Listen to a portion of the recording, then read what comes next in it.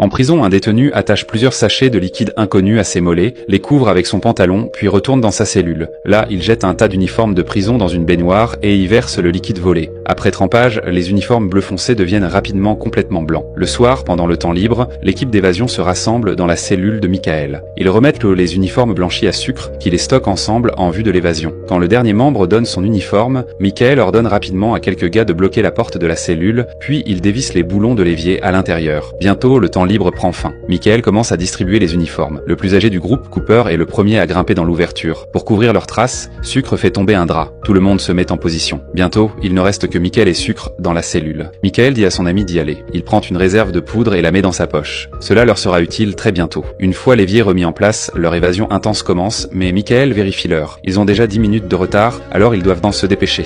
Menée par Michael, l'équipe suit de près, courbée, progressant à travers les tuyaux en labyrinthe. Tout le monde est tendu, personne ne baisse la garde, mais soudain, un cri les arrête net. Deux gardiens qui patrouillent en tout près entendent donc quelque chose de faible et commencent à se diriger dans cette direction. Dans ce moment tendu, T-Bag réagit rapidement. Il couvre la bouche de Bellic pour le faire taire. Les yeux de Bellic brûlent en souris de colère, mais il ne peut rien faire. Il regarde l'équipe d'évasion s'échapper de la prison. L'équipe arrive bientôt sous l'aile psychiatrique. Suivant le plan de Michael, tout le monde se change en tenue blanche, pendant que Michael enfile l'uniforme de garde de Bellic et s'éclipse. Dans un coin, Michael verse la poudre sur sa main et la souffle sur un clavier. La poudre reste collée sur les touches les plus utilisées, ce qui lui permet de deviner le code, mais il n'a que 3 essais. Après 2 lumières rouges, la tension monte chez Michael. Pendant ce temps, le reste de l'équipe attend avec anxiété. Sans le signal de Michael, ils n'osent pas bouger. Soudain, une alarme retentit. Ils paniquent.